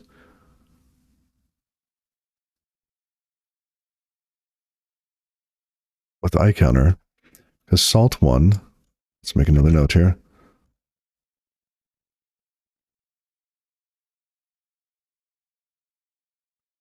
It does not reset when the wall rotates, it increments as a value that increases when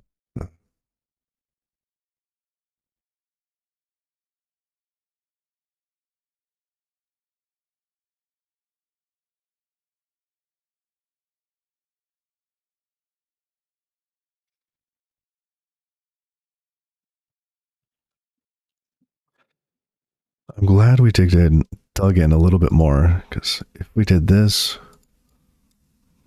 then it's done. It's just data coming in. We don't have to store anything. We no longer need this. No work is infinitely faster than work.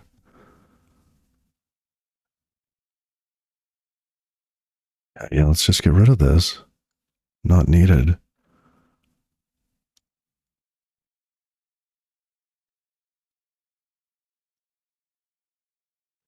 I keep pausing to look back and think, okay, if 2 instances of data archive are, for some reason, think that are, goodness, how do I say this?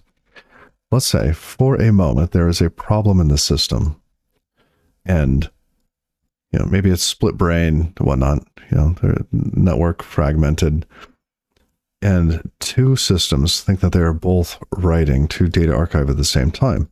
There should only be one. But if 2 systems think that they're writing at the same time, then we need something in place to make one of them fail. And I believe that's this. This is the DB current checksum and transaction ID are updated frequently. Okay. So we do a compare and swap with the old information in order to set the new information. So one of them will win, right? And whoever wins is it. And then the other one gets an error, needs to shut down, whatever. Right? So that would basically send error back up and shut down this machine. Boom, boom, boom. If you did this and it failed.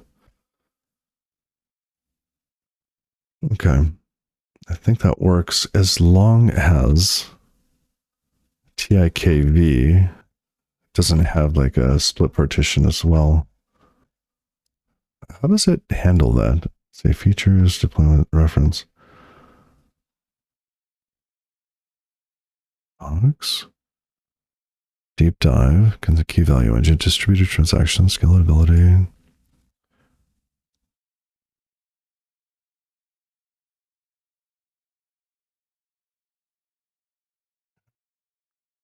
Even if a system is working reliably and fast today, it doesn't mean it will necessarily work well in the future. Okay. Not useful. Consensus algorithm. They're using Raft because it's easier to implement than Paxos. Yeah.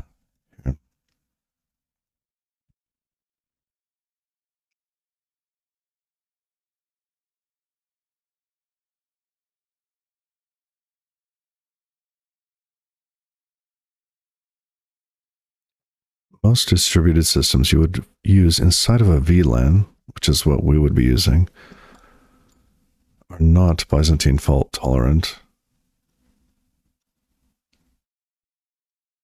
Yeah. The system must tolerate peers actively spreading incorrect information. Okay.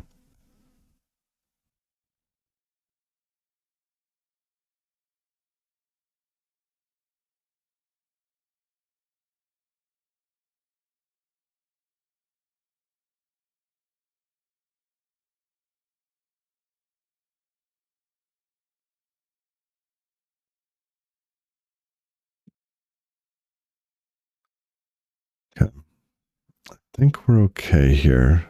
Want to see, how does it do? Oops, what did I click on? Oh, nothing. Let's see. What does it talk about? Its cap theorem bits. This is what I'm interested in at the moment. I hadn't heard of, the cap theorem, ELC. So hack ELC, else latency and consistency, because generally it behaves very well, but when it's running normally in the absence of partitions, how does the system trade off latency and consistency? All right, but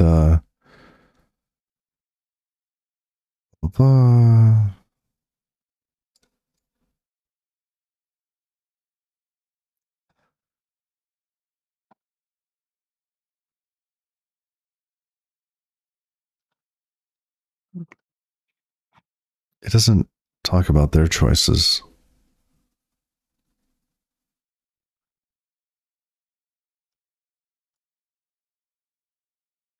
So they are using an LSM tree.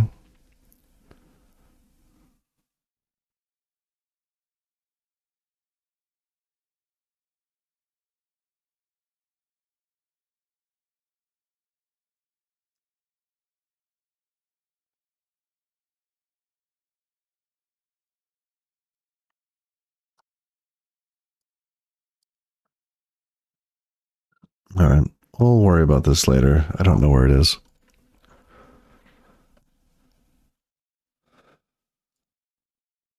Okay, but I do like that this is an incrementing value.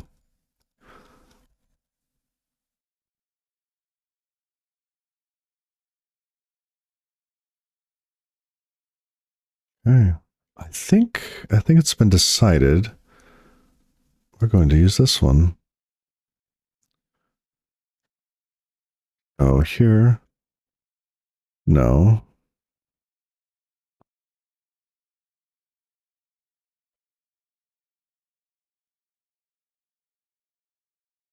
Yes. I wanted to give a reason for this no.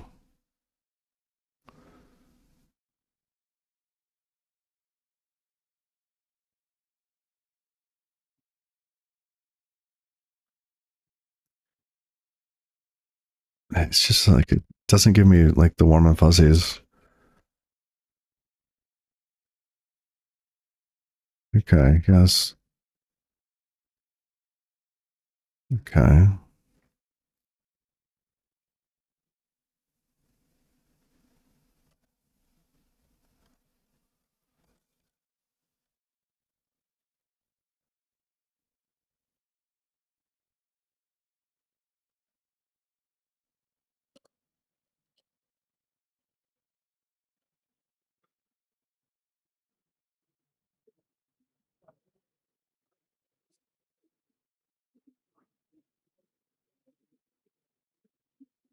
Has an ordering issue.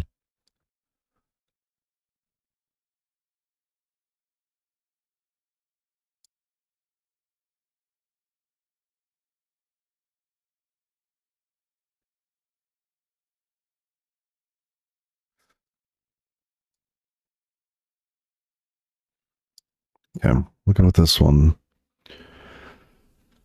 I like that.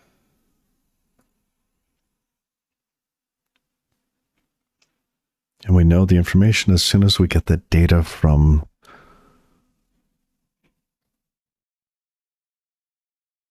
data plane. Okay. Now that means it's sortable. iCounter is, sorry, the transaction ID is sortable. Do we want salt2 in there? It's kind of a waste of space at this point.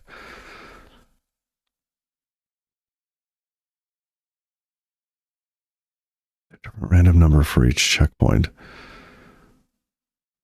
Yeah, see that just each checkpoint is when the data is copied into the main database. I don't think we need that. It's only 4 bytes too.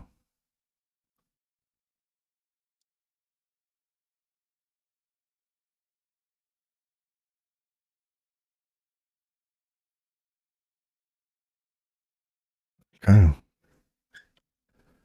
Let's get rid of that. So basically those two values. Oh, how large was iCounter? Did we have that? Documentation, search. Really? No.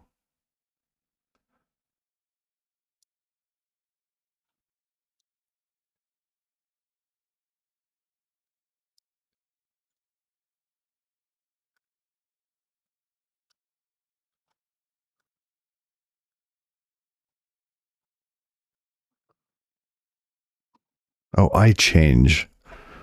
Did I call it? I called it iCounter. iChange.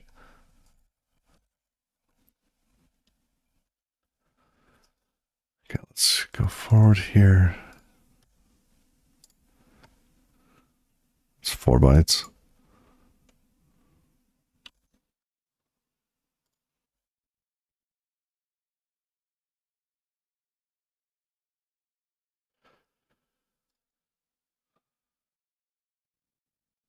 All right, that works for me.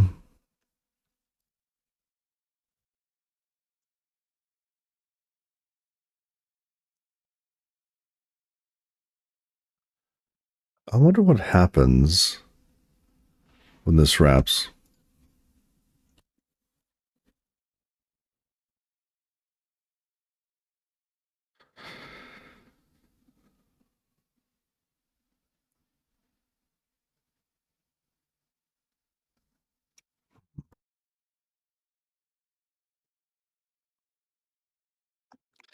Because it's a random value, right? Eventually, it wraps.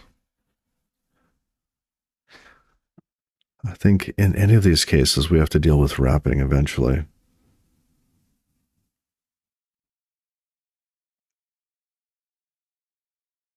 Okay. So when we're doing these scans, we have to be cautious of the max values.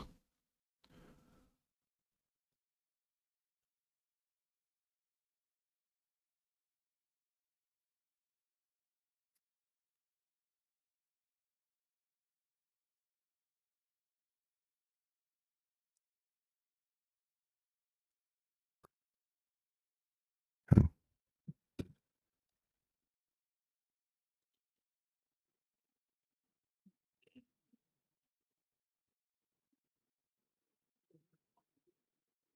If we do that, then we're good.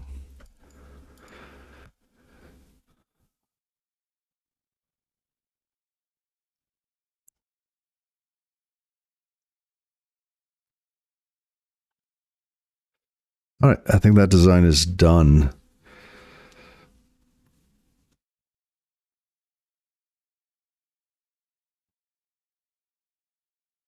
That's good timing. I got to get on to work. So I think tomorrow we'll start digging into this.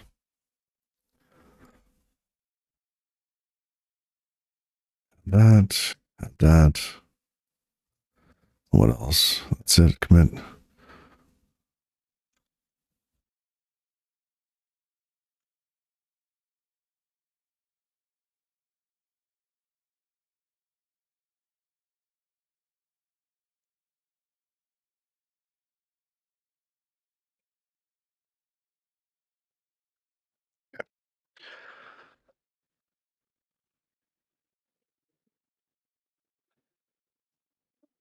Well, thank you all. I think I'm not going to raid today. Gotta get going. So, till next time. Take care.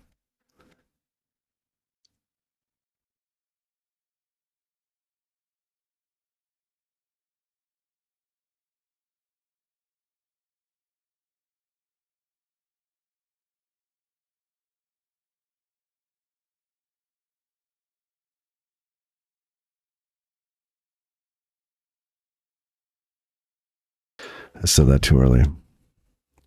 You know what I just realized? We lost the time info.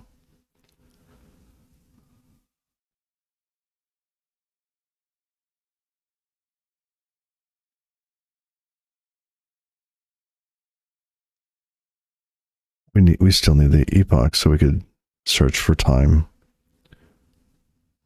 This is now the lower value, these 8 bytes, because we need the epoch.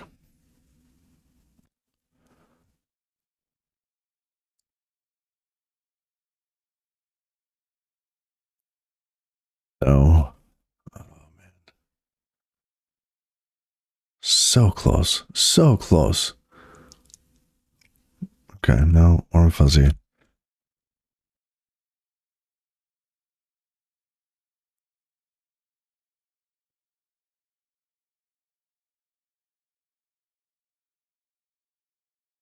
Let's say it is epoch, use 64, some large value, and then salt 1 with iChange.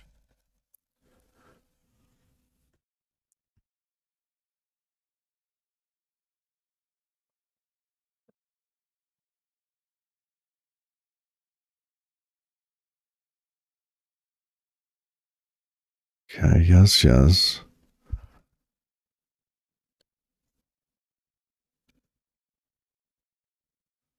Timestamp with 8 bytes.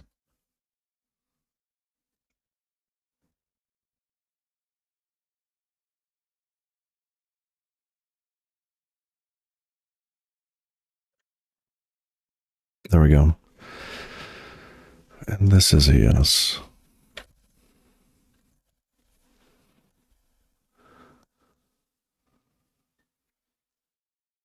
Okay.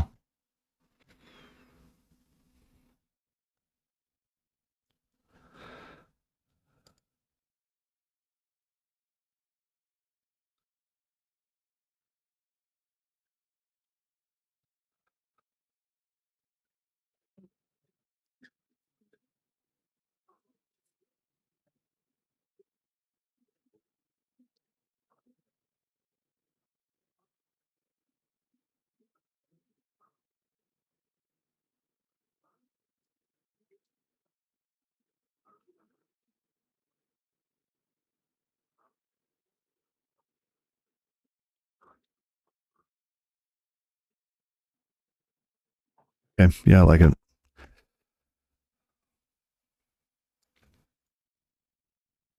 We no longer need to pay attention to wrapping. Because time always goes forward. So at least it simplifies that. All right. But I am over time. Gotta get going. So thanks again. Take care, y'all. Bye bye.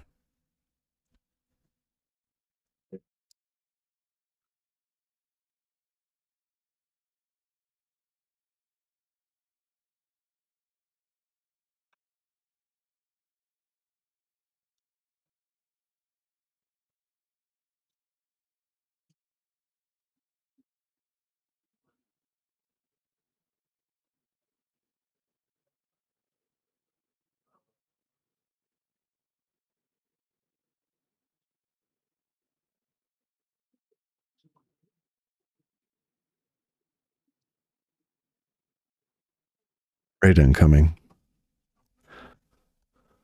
Bye bye now. Bye bye.